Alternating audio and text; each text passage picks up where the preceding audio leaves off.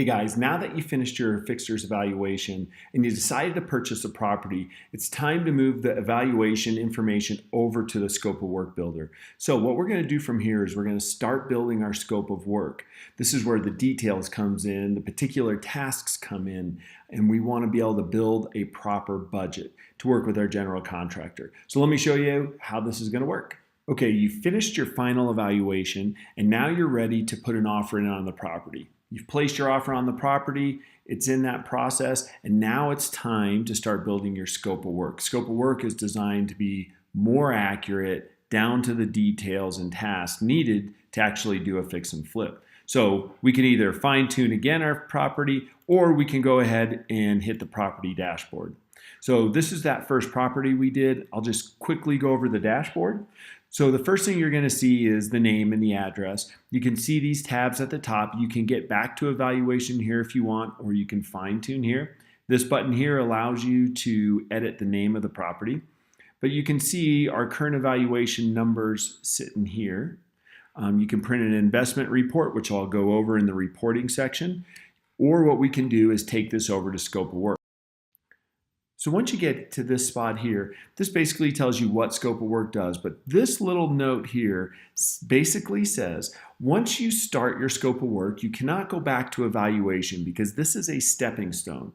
All the detail now is going to go into your scope of work. So if you're prepared to go ahead and start your scope of work, click Get Started. If you want to go back and refine your evaluation for whatever reason, go back to evaluation. We're going to go ahead and move forward. Okay, now we've landed on the scope of work page. I just want to go over a few of the details. So on this page, you can get back to your main dashboard. Your main dashboard houses all your properties that you've worked on in the past. This little area here, you can toggle between different properties that you've worked on in the past as well. That probably gives you about 5 properties to choose from, and it's your most recent. This is the property summary page we were just on. You can review your evaluation for this property, but you can't make any changes now that we've entered the scope of work, which is indicated with this orange line. And then we'll go over Project Tracker in a different video. This information over here is your project details that we input during the evaluation page or confirm during the evaluation page. This scope of work progress will move along as you go through your scope of work. These are the major area or tasks that need to be completed. Inside each task, you'll see these little icons. These little icons are all over scope of work, and it's reminding you that something needs to be done. Either it needs just to be clicked, or it needs a measurement is important, or something has to be done in that room. Over here is a breakdown of what you'll see on the right-hand side. So it shows you an area or a major task that has to be done. This shows you that there's 9 tasks in demolition at this current time to get done. And then as you move down, you have measurements, and then you have all your bedrooms and areas to take care of. Let's go ahead and move over to the right side of the screen. This shows you an estimated $1,000 for demolition. Now you can adjust that, you can change that to what you want. We give a description of why we put $1,000 in there, but you can always change that as you see fit. Over here you can put overall notes for demolition. So if you don't want to, if it's all the same, and let's say you're gutting the entire place, you can put overall notes in this area telling the GC or your demo crew what needs to be done. Over here is each individual room or area that has to have attention because you see the little icon. So let's pop into one of these and let's see what it looks like. So the first thing you're going to see is a description of what, based on our experience, what we know has to be done in a full remodel or a light remodel. But let's assume this is a full remodel and I want to remove all baseboards. I can either click in here and I can see the description and I can add remove all baseboards. Because let's say they were damaged. We can update that description and you can see that it's been added here. So when your contractor gets it and it's checked full, this light won't show up on his report, only full. But you do have to click the full button to get there. You could also, if you wanted to put them somewhere else and say, add door in bedroom. Doesn't really belong there. Or we can say remove door in bedroom. So let's say you want to add just a general note or a comment to this. You can say remove door in bedroom, leaving to bathroom replacing. Now it's just a little note for the contractor, and that will show up on our report as well. So you can close that, and you go through all these rooms. So I'll go ahead and go through them real quick. You all just stand by and we'll move on to the next section.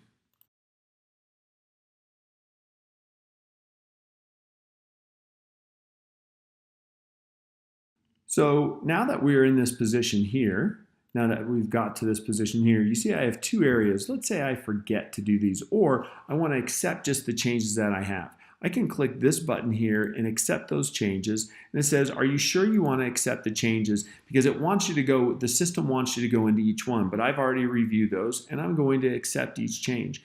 Let's assume that one of these is a light remodel, bathroom number 2. It will give you on the report the light remodel.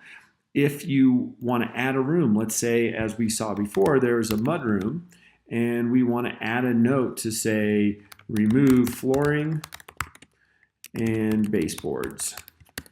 We can add that room. It's going to appear here. So now that demolition is done, you can see on this side that we have no more tasks to complete. So now we can move over to next. What happens here is you're now brought into measurements. Every room requires an accurate measurement. Remember in evaluation, we were guesstimating the size of the room. Here, we're going to put accurate measurements. So I'm going to go ahead and start here. This is a pretty good sized master bedroom, so it's a 14 by 13. And we're just going to go through and do every room. You see how that starts to go away when I do it. If this is a 10 by 10 room, as I finish the last width, the little icon goes away that says, hey, something needs to be done. Let me go through this real quick and I'll get back with you.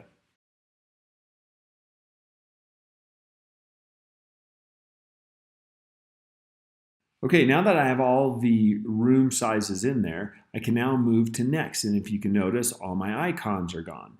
So let's move to the next. So this brings you into the master bedroom. If I want to edit the name, if there's a name I want to put on here, if there's 2 master bedrooms, I go in this area here and I edit the name. This gives you the total based on the length times width. We automatically add things here. These came over from your evaluation. They can be adjusted. We can fix things. There's a lot of things that we can do. Now painting, you're wondering why isn't there painting in here? Because usually painting is a whole house item. When we flip a house, we paint the entire house. Inside and usually outside if it needs it, but for sure inside. We also change out all the light switches and covers. And we also do the outlets and covers. And that's in a separate section in here. I just want to point that out. But let's suppose the carpet, I want to look at carpet and see what it is. So I can look at the carpet and see what the density of the pad is. I can look at what type of carpet's going in there. I can add a cost to this. I can change my length times width if I did something wrong. Let's say I forgot a closet, so I want to add an extra 3 feet to this. So let's just add 3 feet to it. We can say room size includes closet. I can do that. Anything I want to do in this area, I can add additional dollars in here as well. I can also change the flooring. So if I wanted to change the type of flooring, let's say I want to put hardwood in, my prices change in this area here. So I want to keep it with carpet. Or I can also keep existing flooring, which is also interesting. So if it had good flooring, but we know this is a full flip. So now that that's done, I can look at the drywall repair. Now I don't have to go through all these if I know what they are, but I know this room had 4 big holes in it, so I know I have to fix those drywall, get those drywall areas repaired. New door hardware, I'm going to leave it as it is. New light fixture. I actually want to put in a light fixture with a fan. So I'm going to add another $100 to it because I know a fan and a light kit is about $150. And I'm going to just add a note here saying fan with light kit, owner will supply. So that's something I just want to tell my GC that I'm going to supply that. I can also add a task. Let's say I wanted to add some can lights in here because it's kind of a dark room and the fan light's not going to do it. So what I look for is replacing that. So here's all your tasks in here as I run through these. But if I want to add in new lights, I can go with some recessed lights. So I'm going to add in 2 recessed lights and I'm going to add that task. And what that does is it adds 4-inch dimmable recessed lights, 2 of them. Now I haven't clicked this door hardware, but something I didn't tell you as well is we always change out the door hardware almost 99% of the time. It's an inexpensive way to freshen up a house. But I'm not even going to click on it. I'm going to accept the tasks because that's what I know needs to be done. Now my price is now $1,018. I can see what's there and I can move on to the next room. So as I go to the next room, this says bedroom 2. I want to call it left bedroom. Left bedroom. And I put it there so it gives a little bit clearer indication of what type of bedroom it's going to be. I walk through. All these things need to be done. There's a couple or one small drywall repair in there. We know we're going to change the door hardware. I'm putting new carpet in there based on my 10 by 10. And then also a new light fixture. There's nothing else I want to do in this room. Therefore, I'm going to just accept the changes without going into each one. Now, we do this for every room. I'm going to go ahead and go through and do each room. And then once I get down to a particular spot, I'll stop and show you what it looks like.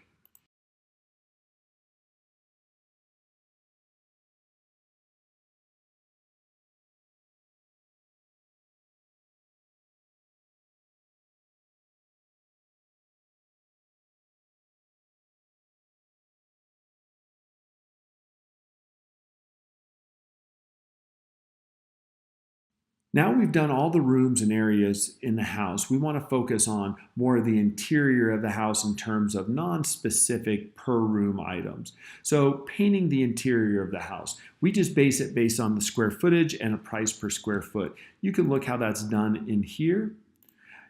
You can also add outlets, you can add switch covers, all these things that I talked about before we want to do in this area here. So I know that in every house we do, we change all the switch covers because it just freshens up a house. There were no windows that needed to be done, so we're just going to leave that alone. I know we're adding that one door, so we can say, hey, we're going to add the one door, and we're going to say place door and between master bedroom and master bath. Update task, that goes in there. I don't think that's going to be enough money, so let's say I made a mistake. I can always go right back in it. Let's add another $250 to that just to be on the safe side for my own budget. The contractor can verify some of these prices. We do want to change light switches and covers. So we know that there is 41 light switches. There's a bunch in this house. So we're going to go ahead and change that. And then any other tasks, this could be anything else that you wanted to change in there. But I'm going to accept all these changes. Am I sure I want to accept these? Yes, I am. And then I move on to exterior.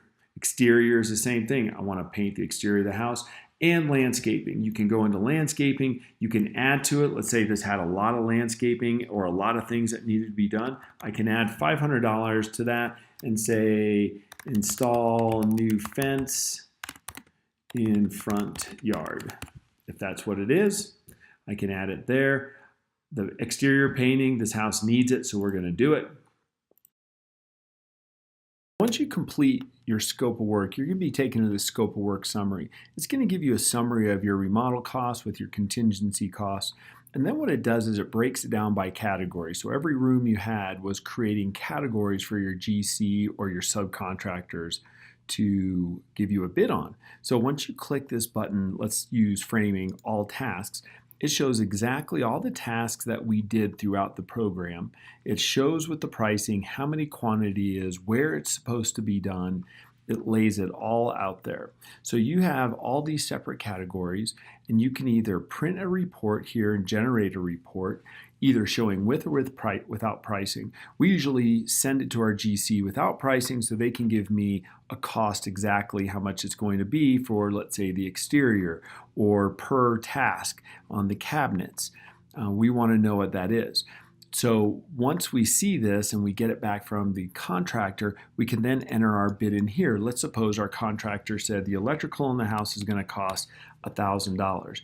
So this says that we have a difference from our estimated cost of an overage of $64.74. That's not terrible. If we accept the bid, that money is going to come out of our contingency. So we already planned for a little overage anyway. So after this, you would move on once you've put in all your bid numbers. You would move on and finish this and move this over to Project Tracker. All right, everybody, if you have any questions, again, you can send us an email. You can use the little intercom guy at the bottom right hand of the screen. Good luck, and let me know if I can help.